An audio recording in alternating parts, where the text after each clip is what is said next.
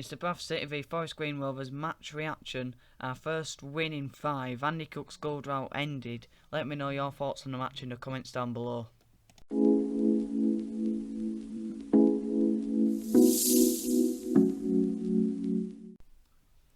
Well, I'm doing a match reaction for the first time in ages in which we have won a football match. It's brilliant to see us win. I'm just going to say hats off to the defensive performance we put out there, all the effort we put in to win that game. It's hard for players to be motivated when it's in these circumstances where there's nothing to play for and we seem down and out playing against the top team, but you've got to praise the effort, you've got to praise the defensive performance, and going forward we're clinical for once. I think obviously Andy Cook's tapping was one of those goals that you want a striker to score when he's on a goal drought, because he's lacking in confidence and he ain't taking his chances, and he goes and scores a tap-in from the goalkeeper going up from the corner, which is a massive confidence boost for Andy Cook. And when you're looking at the whole team, I think Callum Cook had a good game. His goal was a really well taken goal, but when you look at Callum Cook's goal, I think you've got to praise the movement in him getting in and around the box, just on the edge of the box, waiting for the ball to fall to him. And it fell to him really well, and he hit it well, but obviously you need a bit of luck, and that's what we got today. A bit of luck for both goals, where it got a deflection, so something we haven't had all season and we finally got. But Songo, Pordy O'Connor, I think Hendry were a bit suspect at times. I think Folds had a much better game. Bass made a brilliant save in the first half and no errors in the last dying moments. I think an all-rounded good team performance from us, which you don't see a lot of. There's a lot of positive to take from the game, obviously the defensive performance, the efforts, but obviously bringing Jamie Walker back into a team and starting Dion Pereira for his debut. It was a good first debut, but I think you could clearly see that he was lacking in sharpness. But we'll just talk about. We'll go into the player ratings then. So Alex Bass, I'm going to give him. I feel like giving him an average 6 because he didn't have to do a lot, but I'm going to give him a 7 because he didn't have to do an awful lot and he kept concentrated, which he didn't do on last Saturday against Swindon, where he conceded that penalty. I think focus is a massive thing for goalkeepers, especially modern day goalkeepers. Obviously we're not in the Premier League, we're not at that top level, but he did remain calm when we needed him to be calm. He made a brilliant save I think it was around the 60th minute where he tipped it over him, a good reaction save. And I'd give him a 7 because last week it was 6 and he made a bad error, but he also made some good saves. I think he's a keeper who, obviously, there's positives and negatives that comes along with him, where he does something well and then he goes and throws it away, but today he didn't, and a good clean sheet for us, which we haven't had in ages, so it's a big positive. In centre-back we've got Pordy O'Connor and Songo. I think both of them get a 7. Brilliant performances by both of them, throwing the bodies on the line. That's something you get with them too. Great bravery in that centre-back position, They're a rock for us at the back. I really hope Pordy O'Connor don't go, because in these games where we do really well defensively, you realise how good he is at the back for us and how much of an influence he has on the team. But I can't see him staying. Same with Songo. He's really good. He's really erratic in his decision making, where he just throws his body on the line, and it's something you love to see. But it can go against you. It hasn't yet for Songo, and he does put his body on the line, throws himself around. The one criticism I have of Songo in centre back is he don't take a second to think about keeping the ball, does he? He just hoofs it straight away. But he's had another solid game, and it's got to be 7s for them too, because they're consistent. They're really good at the back. And then Luke Hendry. Now, I do feel like he had a relatively... It wasn't his best game for us on his return. I think defensively a bit vulnerable, a bit exposed. His positioning wasn't great. He got caught out a bit in behind. Saying that, I'm going to give him a 6. Because we did have a good defensive performance and he did put his body on the line a few times and we won. We kept a clean sheet. So, keeping it positive, I'm going to give him an average 6. But obviously on another day he could have got a 5. But he does need to work on that positioning defensively because he does get caught out a few times. In left back, we've got Matty Folds. I'm going to give him a 6. It's an improved performance on Saturday. I think he was woeful on Saturday. But today, I think he was quite average, although he did put some good blocks in. And I don't think it was a performance where you couldn't write home about. But, the defence did very well when they were called upon.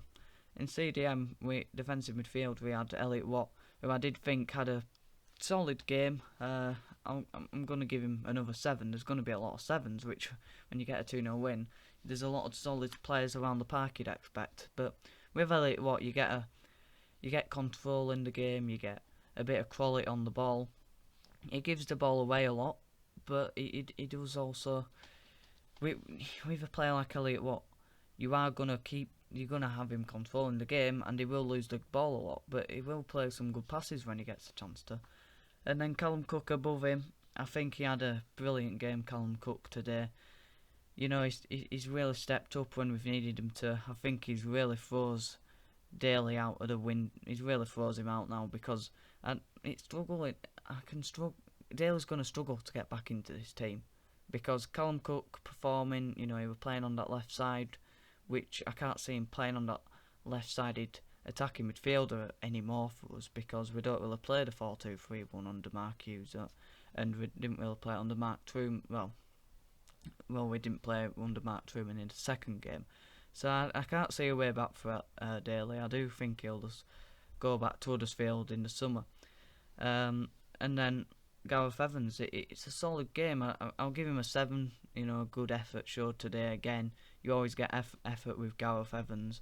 And I think there was just something missing, and that's just that bit of quality on the ball that he struggles to have a bit, but he puts in a real shift for us, and when you've got injuries, players like him are massive. Alex Gilead, who are playing as a left wing back today, I've kind of skipped him out a bit, but yeah, a really good performance from him. Another 7 because he was very good. He was down that left side, got some good passes and dribbling on that left hand side, and he didn't expose faults today. I think he were quite compact in that left-sided role, and you've seen a massive improvement in Gilead's performances. I think he put a really good pass into Gareth Evans, which he couldn't quite take, and obviously we went and got a corner from it. But yeah, Gilead's another one of those players who's massively performed under Mark Hughes, and when Mark Truman started playing him left wing back. Then we've got Dion Pereira, the man who has started his first game since coming in January, so he's been in the club for about 2 months now, 2 full months, and he's just made his debut. But I think I'll give him a 6. I think with Pereira, you had a player there who's shown his quality on the ball. He had quality which you saw, but I think give him a few more game time, slowly build that sharpness back, and you will see a brilliant player. He looked different on the ball to what we've seen this season. I think Vernon shows stuff like that on the left side when he cuts in on his right, but with Pereira, you will see that improvement when he keeps playing games and he keeps getting sharper. But not to write home about in the 60 minutes he got given, so I'm just going to give him an average 6. Andy Cook, now, overall game, it was like the previous, no real chances falling for him, struggling to get into a game, and when he did, he put in a good shift. But then the last chance of the game came for him, and his experience showed where he didn't panic, he took his time, and he slotted it home for the 2-0 win. And it's a massive confidence booster for a striker who's going on a goal drought, and then he goes and scores a tap-in. It doesn't matter how you score, just to end that goal drought. And I think he'll go on a really good run now from the end of the season, Andy Cook. When I saw the team news, I was thinking, why is Lavery being dropped? If you're going to play one of them, why has he dropped him when he's took his chance? But when I thought about it, when you're playing a one up top, I think it probably is better to play with Andy Cook out of all the strikers we've got. Maybe Elliot, who's like him, But with Andy Cookies, you get a good target man who can hold the ball up, who can, flick it onto the players around him. And he showed that again today. But I think with Andy Cookies, he might be a player you need to give confidence to.